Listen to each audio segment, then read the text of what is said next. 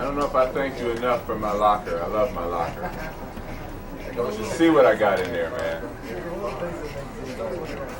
Stand by, Gil. Tape's rolling. Here we go. 3, 2, 1. Coming up today at 5, a 31-year-old former Marine from Michigan is in Europe somewhere with his girlfriend. Trouble is, she is only 12 years old. We'll hear what his family has to say. Plus, Hurricane Claudette comes ashore at Texas. We're going to take you there live, right here on Fox 2, later today. Time didn't seem right here, and we didn't get the pictures. I don't want to see trees. Right, we shouldn't, all right, so we should.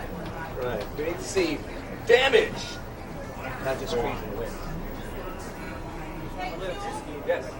I did not come to this juncture in life through a plan, or it was certainly not my desire to become an anchor on a major market TV station. I thought I was going to become a lawyer. My grandfather's an attorney, and I had a wonderful opportunity about, I'd say, 17 years ago to go to law school during the day and report for a local TV station in Baton Rouge, Louisiana. The owner of the station was an attorney who no longer practiced, but he and I had an agreement, unwritten, but an agreement, that when I graduated from law school, I would become the station attorney. He would go off to Florida and collect the checks.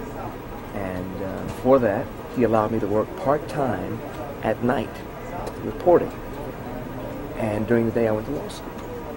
And the arrangement worked very well for 2.5 years. I was #1 in the class, on Law Review, champion of the moot court competition. And I assumed that law would be my career. But the same skills I used in the courtroom, I also used in reporting, to explain complex issues, to make them understandable, and to get an audience, to make sure that people listen to me and would understand what I said. Well, those skills helped me immensely in ways I didn't realize. Somebody came to Baton Rouge and taped me. As a young man, I don't know if you're aware of the headhunters who travel the country. There are at least 24 firms that go all over the country and videotape everybody on the air. Then they put those tapes in a central repository. Stations like this pay those consulting firms to find people like you. Somebody in St. Louis, a news director, saw my tape, flew down to Baton Rouge, Louisiana, and said, "Young man, how would you like to anchor the news in St. Louis?" I said, "Well, that's a nice offer, but I'm going to be an attorney. My grandfather was an attorney, and it's in my blood." He says, "Do you understand how TV works? And how much money can you make your first year out of law school?" And I told him, 40, 50,000. He said, "I'm going to write something on a napkin."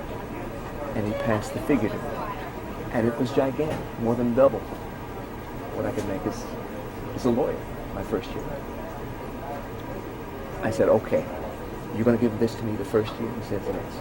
That paid for everything, all of my tuition, everything, all of that debt wiped out. I said, "Okay, sir, I'll do it for you, but if I don't like it, I'm going back to law school." I said, "Son, if I don't like you, I'm going to fire you the first week." But I took the chance, went to St. Louis.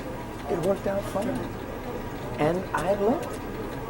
I loved it. The aspect of doing live shots and reporting from all kinds of places in the world. I was up in a helicopter almost every night, reporting from places, Cape Girardeau, Missouri, to St. Louis, to Chicago, to Kansas City. It was wonderful. So from 86 to 89, I fell in love with the business. And lo and behold, the very person who made me the offer in Baton Rouge was transferred to Detroit. So when he came here, he offered me a job here as well. That's why I ended up here.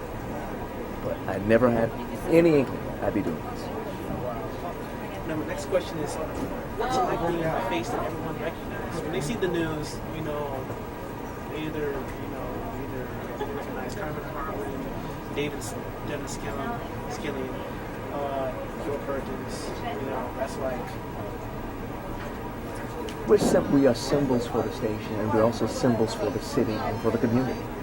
And that's why it's important that we present, I think, the kind of image that you as a viewer can relate to. But it's an intangible thing. You never know what the viewer's going to like. And there are lots of talented people out there who anchor the news or who report, and who may never get the opportunity that we have. That's why we have to treat this with a great sense of responsibility and respect.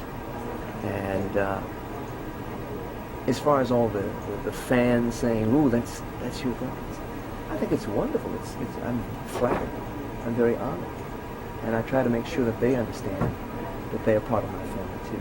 And I never ever turn up my nose at anybody who says hi here. Because in the eyes of the viewer, they think they know me. Even though I've never met them. They think they know me, and I understand them. And so when they wave to me, I wave right back. How you doing? My last question is, what's a typical day like? You wake up, prepare for your day, your routine? Well, it's osmosis now. I mean, I read newspapers, I listen to the radio. I'm a news junkie.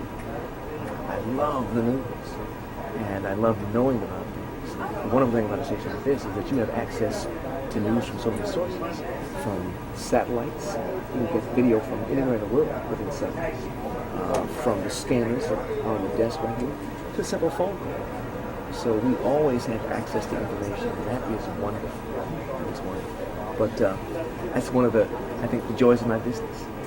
The fact that we have this information and we can disseminate it, can communicate it, hopefully effectively, to a large audience so that they will be informed too. But I tell college students all the time, TV is just a headline service. If you really want to know an issue, if you really want to know a story, you've got to read. You've got to read. You've got to read as much as you can. Time Magazine, Newsweek, New York Times, Free Press, Detroit News. To understand a story in depth, you've got to read. Then you can communicate it well through television. But you have to have background and depth, and you can only get that by researching and reading. So that's that.